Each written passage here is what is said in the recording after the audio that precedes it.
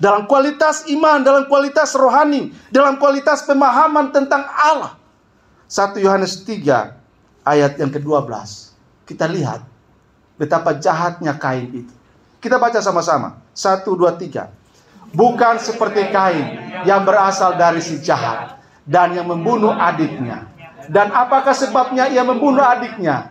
Sebab segala perbuatannya jahat dan perbuatan adiknya benar. Saya garis bawahi, segala perbuatannya jahat. Apakah termasuk persembahan itu? Termasuk. Kain sangat jahat. Dan penulis 1 Yohanes, dia mengatakan ada sebuah perbandingan. Dia lakukan sebuah perbandingan antara Kain dan Habil. Dan dia katakan bukan seperti Kain yang berasal dari siapa sih jahat itu? Iblis. Artinya Kain ini selalu mengikuti apa yang menjadi keinginan bapaknya, yaitu iblis. Karena ketika iblis bekerja pasti lalu menghasilkan yang jahat. Dan Kain membiarkan dirinya mengikuti irama yang menguasai dirinya, yaitu si jahat. Bayangkan penulis 1 Yohanes ini kan jauh sekali hidupnya dengan peristiwa Kain itu. Tetapi Roh Kudus memberi inspirasi kepada penulis 1 Yohanes ini, memberitahukan bahwa memang Allah tidak salah ketika dia menolak persembahan Kain. Karena Allah dalam kematahuannya mengetahui bahwa ternyata Kain itu sangat jahat. Dan Allah punya dasar, Allah punya alasan untuk menolak yang jahat itu. Artinya bahwa Kain bekerja sama dengan kekuatan yang lain untuk melakukan sebuah manipulasi yang mungkin Habil tidak tahu, tapi Allah tahu di dalamnya. Karena itu jemaat yang dikasihi oleh Tuhan Yesus Kristus, penulis 1 Yohanes berkata, bukan seperti Kain yang berasal dari si jahat dan yang membunuh adiknya. Dan apakah sebabnya ia membunuh adiknya? Sebab segala perbuatannya jahat, termasuk ketika dia membawa persembahan kepada Tuhan, itu sangat jahat. Tidak tahu jahatnya bagaimana, tapi Tuhan tahu itu. Karena itu jemaat yang dikasihi oleh Tuhan Yesus Kristus, marilah kita melihat ke dalam diri kita saat kita membawa persembahan kita kepada Tuhan. Apakah kita membawa dengan sebuah kepastian iman, bahwa aku memberi ini karena aku tahu Engkau Tuhan yang bertanggung jawab atas hidupku. Aku memberi ini karena aku tahu bahwa semuanya ini daripadamu, dan aku hanyalah seorang yang dipercayai olehmu untuk mengelola semua ini, dan aku pakai untuk kemuliaan namamu. Atau kan jangan-jangan tidak ada lagi rasa itu pada kita saat kita memberi persembahan, karena sudah terlalu rutinitas kita lakukan, dan rasa hormat kepada Allah dalam persembahan yang kita berikan itu sudah luntur karena sudah biasa.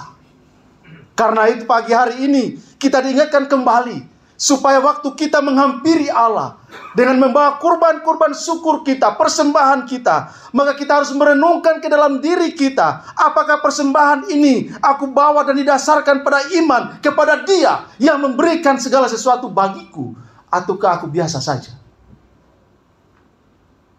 Masing-masing kita lebih tahu. Ketika mengeluarkan tangan dan menaruh itu ke kotak persembahan, adakah hatimu tersentuh, digoyang oleh Roh Kudus, bahwa itu bukan karena kemampuanmu engkau mampu memberi? Karena kalau tidak, percuma membawa persembahan, karena Tuhan yang tahu. Gereja terima saja kan, bendahara siap hitung aja kan. Tapi Tuhan yang tahu siapa yang memberi.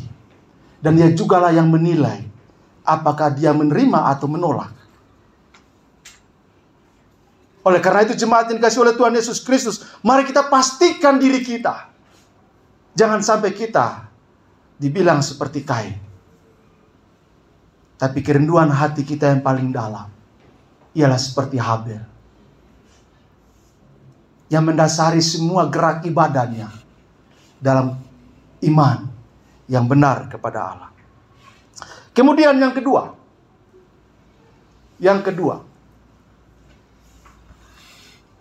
karena iman, Habel masih berbicara walaupun sudah mati. Ini menarik sekali, ya. Sudah mati tapi masih bisa ngomong.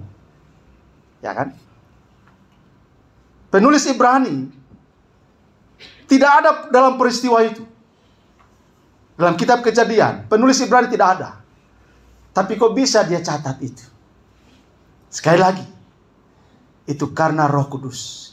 Jadi kalau masih ada orang yang meragukan Alkitab, kalau ada orang yang mengatakan bahwa Alkitab itu palsu, dia belum mendapatkan pemahaman yang benar tentang Alkitab. Itu sebabnya penulis Ibrani, dia bilang begini. Dan karena iman, Habel masih berbicara sesudah ia mati. Apa makna dari pernyataan penulis surat Ibrani ini? Karena iman, penulis Ibrani ingin memberitahukan kepada kita bahwa ada hidup kekal di balik kematian itu. Artinya bahwa hidup kita tidak berakhir hanya di kuburan. Ada hidup di balik kematian. Dan karena itu penulis Ibrani mengingatkan kita bahwa Habel walaupun sudah mati, tapi dia masih bisa berbicara. Artinya bahwa ada kehidupan lanjutan yang harus dipahami oleh para pembaca Alkitab. Supaya jangan main-main dalam hidup ini.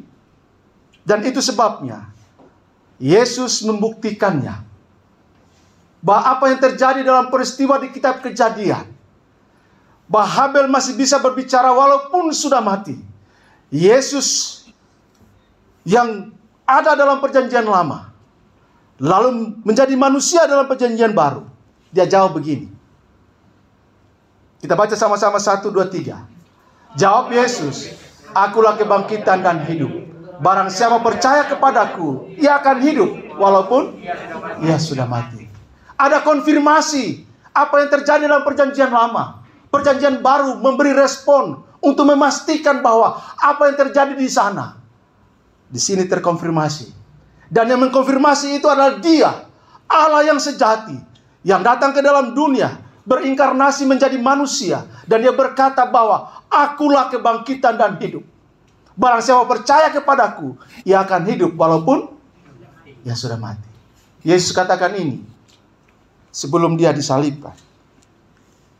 Dan Dia bilang begini. Dan setiap orang yang hidup dan yang percaya kepadaku tidak akan mati selama-lamanya. Kok bisa tertimpa dia ya? Yohanes 11 ayat 25 dan 26. Jadi jemaat yang dikasihi oleh Tuhan Yesus Kristus, ketika penulis Ibrani mengatakan bahwa Habel masih bisa ngomong, masih bisa bicara walaupun sudah mati, ia ingin memberitahukan kepada kita bahwa segala sesuatu yang terjadi dalam hidup ini masih harus dipertanggungjawabkan lagi ke dalam kehidupan yang akan datang. Makanya kitab Wahyu memberitahukan kepada kita bahwa masing-masing kita akan mempertanggungjawabkan apa yang kita buat dalam hidup ini. Karenanya kematian bukan akhir dari segalanya. Masih ada kelanjutan hidup. Dan karena itu kita harus pastikan bahwa kelanjutan hidup yang akan kita jalani di balik kematian itu, apakah di sorga atau di neraka. Semua sudah pasti ke sorga? Semua sudah pasti ke sorga? Ada sesuatu cerita yang lucu. Orang Batak. Maaf, ini ceritanya bagus. Lalu ada seseorang telepon ke lainnya. Horas, Lai. Oh, Horas, bagaimana kabarmu? Baik, Lai. Lai, aku mau tanya. Tanya apa, Lai? Di sorga ada rokok nggak? Terus, oh ada, Lai. Wah, puji Tuhan lah kalau gitu. Loh, kok puji Tuhan? Iya, supaya aku bisa rokok juga di sana nanti lah. Kan kabar baik buat aku yang perokok ini, dia bilang kan. Oh gitulah. Tapi apa pula lagi maksudnya? Iyalah, memang di surga ada rokok, tapi nggak ada apinya. Harus ke neraka dulu.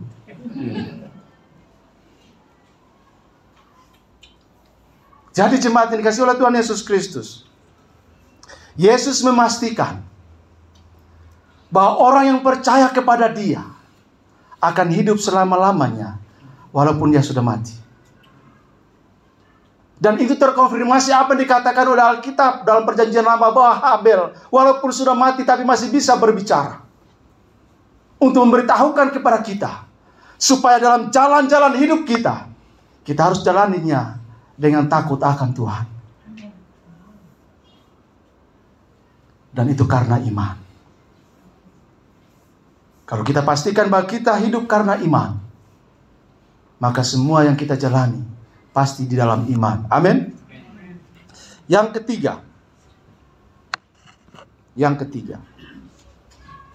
Karena iman, Henokh diangkat oleh Allah. Saya juga pengen diangkat sih, seperti Henokh. Tapi itu tidak mungkin sekarang. Tapi nanti iya, waktu Yesus datang. Ya kan? Penulis Ibrani bilang begini. Kita baca sama-sama. 1, 2, 3. Karena iman Henokh terangkat supaya ia tidak mengalami kematian, dan ia tidak ditemukan karena Allah telah mengangkatnya. Oke, kita cek dulu pengetahuan Alkitab kita ya. Henokh anaknya siapa?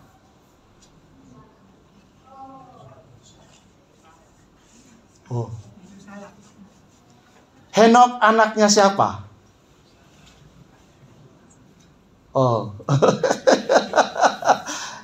Henokh anaknya Yared. Metusala anaknya Henokh. Henokh usianya berapa? Paling muda dalam Alkitab itu Henokh. Berapa usianya? 365 tahun. 365 tahun. Orang paling tua dalam Alkitab adalah anaknya Henokh, Metusala. Usianya berapa? 960? Nanti cek ya. Ini kita cek dulu pengetahuan Alkitab kita, supaya kalau baca Alkitab jangan sekedar baca. Jadi kita cek dulu ya, agar cerita Alkitab, Perjanjian Lama, Perjanjian nyambung. Kita harus tahu ya. Karena iman Henokh terangkat supaya ia tidak mengalami kematian, dan ia tidak ditemukan karena Allah telah mengangkatnya. 365 tahun Henokh konsisten bergaul erat dengan Tuhan. Itu catatan Alkitab. Itu kesaksian Alkitab. Dan kalau Alkitab memberi kesaksian, itu pasti benar. Tidak mungkin hoax. Enggak. 365 tahun Henokh punya komitmen yang luar biasa dengan Tuhan. Walaupun angkatan pada saat itu, generasi pada waktu itu, ada generasi yang jahat, moralnya rusak, bejat semuanya. Tapi Henokh tidak terkontaminasi, tidak terpengaruh oleh keberadaan dari generasi yang jahat itu. Ia tetap mengambil sikap untuk hidup dalam iman. Dan karenanya 365 tahun yang dijalaninya bersama dengan Tuhan, Tuhan mengganjarnya dan mengangkat dia ke sorga tanpa mengalami kematian jasmani. Memang ada yang mengatakan nanti Henokh akan turun supaya mengalami kematian fisik katanya. Masa dia lebih dari Tuhan Yesus? Tuhan Yesus dia mati kok, 3 hari baru bangkit. Masa Henokh? Gak begitu. Tapi itu urusan hermeneutika, penafsiran. Karena Alkitab belum pernah mengatakan itu. Tapi kita tunggu saja apakah benar Henokh turun. Tapi yang kita tahu bahwa Yesus akan datang kembali, bukan Henokh. Karena itu jemaat yang dikasih oleh Tuhan Yesus Kristus, penulis Ibrani katakan, karena iman Henokh terangkat supaya ia tidak mengalami kematian, dan ia tidak ditemukan karena Allah telah mengangkatnya. Luar biasa sekali ya. Ada perlakuan spesial dari Allah pada tokoh-tokoh spesial dalam Alkitab. Berapa orang diangkat ke surga tanpa melalui kematian? Siapa? Satu, siapa lagi? Elia, ya. Elia. Siapa yang meneruskan Elia? Elisa. Ya, jadi jemaat yang dikasihi oleh Tuhan Yesus Kristus, kematian tidak dialami oleh Henokh, tapi dia langsung diangkat. Dan ketika perjanjian baru membahas tentang Yesus yang terangkat ke surga, untuk memberikan konfirmasi bahwa apa peristiwa yang terjadi dalam perjanjian lama, di mana Allah mengangkat Henokh ke surga, untuk memastikan bahwa Allah sanggup. Dan Yesus menunjukkan itu, mengalahkan semua gravitasi bumi. Yesus terangkat ke surga tanpa ada gangguan apapun juga. Jemaat yang dikasihi oleh Tuhan Yesus Kristus, ini sangat penting bagi kita, supaya dalam pesan Tuhan ini, bahwa sesungguhnya Anda dan saya, kita semua akan mengalami pengangkatan pada waktunya nanti. Karena itu penulis Ibrani mengingatkan kita bahwa Henokh tidak mengalami kematian dan diangkat oleh Allah dengan cara Allah sendiri. Sehingga kalau kita baca, Paulus menangkap pesan ini dan menulis dalam 1 Tesalonika 4 ayat 16 dan 17. Dia bilang begini. Kita baca sama-sama. 1, 2, 3. Sebab pada waktu tanda diberi, yaitu pada waktu penghulu malaikat berseru dan sangkakala Allah berbunyi, maka Tuhan sendiri akan turun dari surga, dan mereka yang mati dalam Kristus akan lebih dahulu bangkit. Kemudian terlihat lagi 1, 2, 3. Sesudah itu kita yang hidup, yang masih tinggal, akan diangkat bersama-sama dengan mereka dalam awan menyongsong Tuhan di angkasa. Demikianlah kita akan selama-lamanya dengan Tuhan. Perhatikan, Henokh diangkat hidup-hidup. Dan Alkitab juga memberitahukan kepada kita yang masih hidup, pada saat Yesus datang juga akan diangkat. Artinya peristiwa dalam perjanjian lama terkonfirmasi dalam perjanjian baru. Apa yang dialami oleh Henokh dalam perjanjian lama juga akan dialami oleh gereja Tuhan di akhir zaman ini. Karena itu, pesannya adalah apa? Karena iman. Bukan karena kekuatan, bukan karena kehebatan, tapi karena iman. Karena itu, pastikan bahwa kita punya iman itu berkembang. Kita punya iman itu bertumbuh dalam pemahaman dan pengenalan, baik akan Allah kita maupun akan firman-Nya, supaya kita tidak galau, tidak terganggu dengan berbagai ajaran yang begitu luar biasa. Kalau kita membaca Alkitab dengan baik dan benar, maka Alkitab menjawab dirinya sendiri. Sehingga membuat kita tidak ragu, tidak takut untuk mengakui bahwa Alkitab adalah kebenaran Allah yang absolut. Buku yang paling tangguh dari semua buku yang pernah ada di muka bumi ini. Karena itu cintailah Alkitab. Saya pikir bagian keempat nanti saya bahas. Karena waktu saya tinggal sedikit, masih ada perjamuan kudus. Saya stop dulu sampai poin yang ketiga ini. Bahwa yang pertama, karena iman, Habel mengalami perkenanan Tuhan. Dan Allah berkenan kepada persembahan Habel. Karena iman, Habel masih bisa bicara walaupun sudah mati. Dan karena iman, Henokh diangkat oleh Allah. Dalam konstruksi 3 poin ini, kita diingatkan bagaimana sikap kita kepada Allah waktu kita menghampiri Dia, dan waktu kita diberi kesempatan untuk membawa persembahan kepada Dia. Apakah Allah menemukan ada iman dalam persembahan kita? Dan Alkitab juga mengingatkan kita bahwa hidup kita tidak berakhir di liang lahat. Masih ada hidup yang harus dipertanggungjawabkan.